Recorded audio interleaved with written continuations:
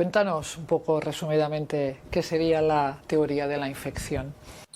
Bueno, la teoría de la infección, que es una teoría novedosa, que nació, pues eso, a finales del siglo XIX, que se enfrentó a la opinión médica generalizada hasta, como te digo, la Segunda Guerra Mundial, la mitad del siglo XX, pues es una teoría que trata de explicar enfermedades conocidas de toda la vida, trata de explicarlas eh, aduciendo que las causas de esas enfermedades son los microbios, que por cierto viven simbióticamente con nosotros desde toda la vida, en realidad son nuestros amigos, pues fueron culpabilizados por estos nuevos médicos de producirnos enfermedades que por otra parte eran perfectamente conocidas de toda la vida, tratadas y curadas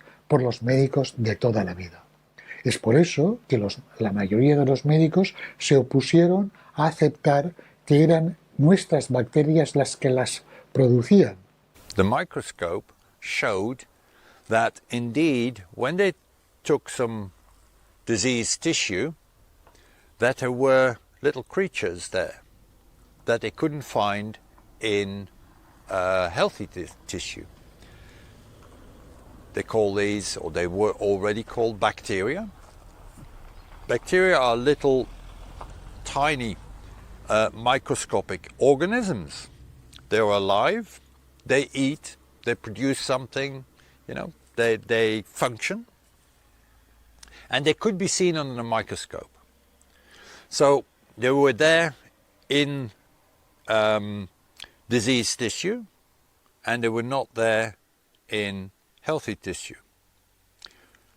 So science is about observation. So that is the observation. I can see the difference between a healthy tissue and a not healthy tissue. And one of the differences that I see is that there are these little creatures crawling around, munching away on the debris of the cells. But that does not mean that I know where this creature comes from and what it's actually doing. I observe its presence. So the question for the scientific community was, how can we prove that this creature actually caused the decay of this tissue? In other words, the disease. And they did put out a way of finding out. Yeah?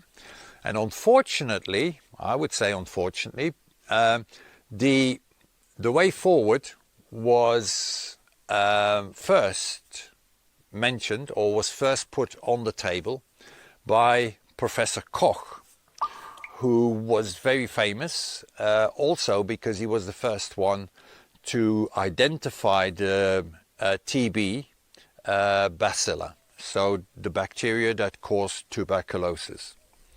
So he was very famous, and when he said, this is the way you can prove that a bacteria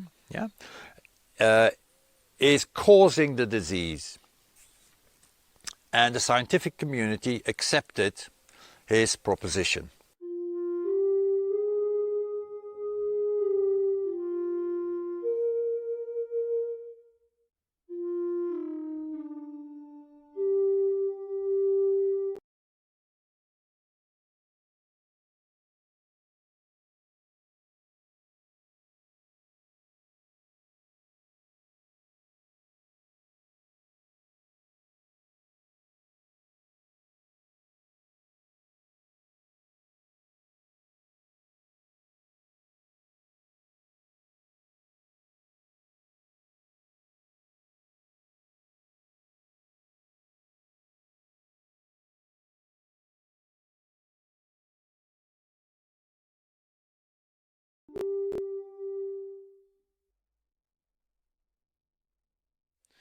So this is how we're going to prove it. So they all started working, including dear Professor Koch, who after a few years said, this is not working. What is not working? Well, nobody is able to prove that the bacteria that we're seeing in the diseased tissue is actually causing the tissue. Yeah? So, in other words, simply put, if I have healthy tissue and I put this bacteria on there, nothing happens. The tissue doesn't get ill. Well, if the tissue doesn't get ill when the bacteria are actually put on there, then the bacteria are not causing the illness. So nobody in his day was able to prove that the bacteria, the unseen invader from the outside world, was actually causing the disease. And I have to add to that, 2 centuries later, right up to today, nobody has ever proven a causal link between an invisible, microscopic organism and a disease. Enterándome un poco de lo que ha sido la historia de la medicina, y ya me he enterado de que la teoría microbiana pues nació falsa en sus orígenes. Es que además tendría que ser demostrada mediante los postulados de Koch y no se cumplen. O sea, tenemos una ciencia que postula una hipótesis, diseña el experimento para demostrarla y le sale mal. El experimento no funciona, pero da como válida la hipótesis. O sea, es aquello de decir manda huevos y a partir de aquí seguimos adelante. Porque la ciencia, el verdadero método científico es postular una hipótesis, diseñar un experimento, llevarlo a cabo y que se cumpla, claro, y que se pueda repetir, se pueda reproducir y se pueda ir poniendo a prueba. Y ahora no tenemos una ciencia que dice esto es así y si no sale el experimento da igual, es así porque lo digo yo. La teoría de la infección forma parte de este sistema de creencias fuertísimamente enraizado en la sociedad y que es un fundamento, es el fundamento de todo el paradigma vacunológico. Y básicamente se basa en esto, en considerar que cualquier proceso biológico que cause fiebre, su causa es que un virus o una bacteria está intentando colonizarnos, ¿no? Bueno, básicamente Louis Pasteur fue un químico que hizo una serie de experimentos con microorganismos y que se le ocurrió la idea de que los microorganismos, en este caso bacterias, bacilos, eran culpables de producir enfermedades y se dedicó a hacer experimentos para demostrarlo. Ninguno de esos experimentos demostró fehacientemente lo que él pretendía. De hecho, repasando sus diarios de trabajo, ha habido especialistas que se han dado cuenta de que cometió varios fraudes en esos experimentos y engaños, pero la teoría terminó imponiéndose por motivos de poder, en absoluto por un debate científico-médico. Lo que ha habido es una distorsión histórica e incluso una ignorancia colectiva en esos imaginarios, ¿no? Porque si realmente vamos a los orígenes, a la génesis de los cimientos de esa teoría, la teoría de la infección, no ha sido demostrada históricamente. De hecho, se plantea primero en 1762 por Plains, pero luego posteriormente quienes más asumen, digamos, los principales protagonistas, ¿no?, de esa explicación, que vendría a decir que pues, bacterias y virus específicos generan enfermedades concretas, ¿no? Ese sería el monomorfismo. Por un lado tendríamos a Pasteur, pero las tesis de Pasteur han quedado muy bien refutadas y documentadas, por un lado también por Douglas, ¿no?, y por Pearson, ¿no?, y luego posteriormente por historiadores de la ciencia, Hayson de la Universidad de Princeton en los 70, cuando se tuvo acceso a todas las notas de laboratorio de Pasteur. Y lo que hizo Pasteur precisamente fue plagiar y malinterpretar a un coetáneo suyo, ¿no?, Tom Béchamp, que lo que planteaba era el pleomorfismo, básicamente, ¿no?, lo que sería una visión de sistemas, es decir, una adaptación del método a la realidad y no al revés. Antoine Béchamp me gusta también nombrarle a él, junto con otro gran médico, que fue Claude Bernard, que primero, ellos sí fueron médicos y se opusieron tanto a la teoría de la infección como a la práctica médica de la vacunación. Y se opusieron con razones, con argumentos científicos, y que se enfrentaron a toda esta industria químico-farmacéutica incipiente en su tiempo, pero hay que decir que los intereses económicos les vencieron finalmente. Antoine Béchamp era un profesor de Pasteur. Esto es una historia que se repite porque ya ha ocurrido más veces en la historia de la ciencia y de la medicina que el alumno oportunista le roba ideas al profesor riguroso, las transforma y las convierte en algo que para nada era lo que decía ese profesor. Béchamp en absoluto culpaba a los microbios de enfermedades, sino todo lo contrario.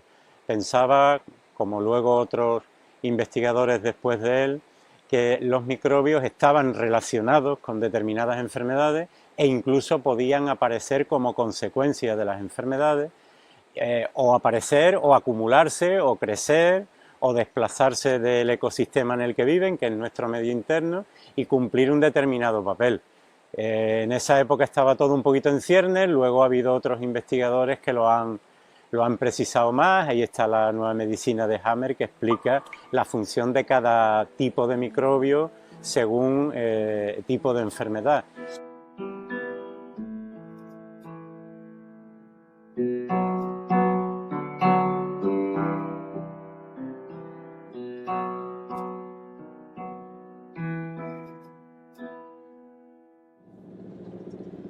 Vale, entonces, la primera disputa se dio entre dos franceses, el químico Louis Pasteur y el biólogo Antoine Béchamp.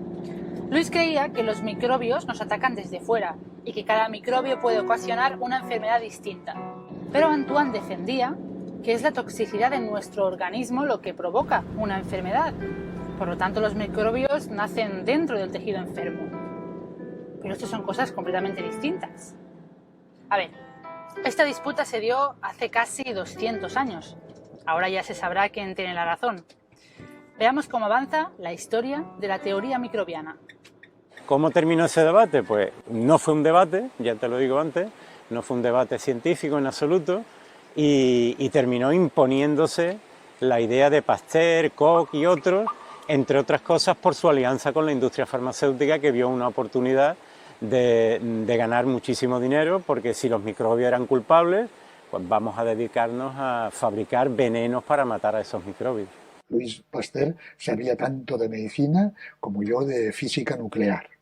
Es decir, era un industrial químico que fue el introductor, es el padre de las vacunas, se hizo millonario con ello, y que fue potenciado esa práctica que él introdujo, fue potenciada por la naciente industria químico-farmacéutica, y fue como el introductor del gran negocio que ahora está en auge y es pletórico en cuanto a ganancias de la industria farmacéutica y química, y que es la que fabrica las vacunas y se está haciendo tremendamente rica con tal invento nefasto.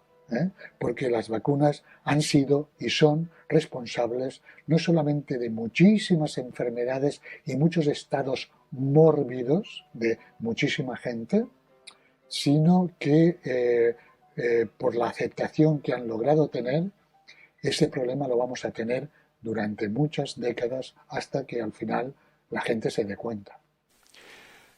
And Louis Pasteur got picked up by investors.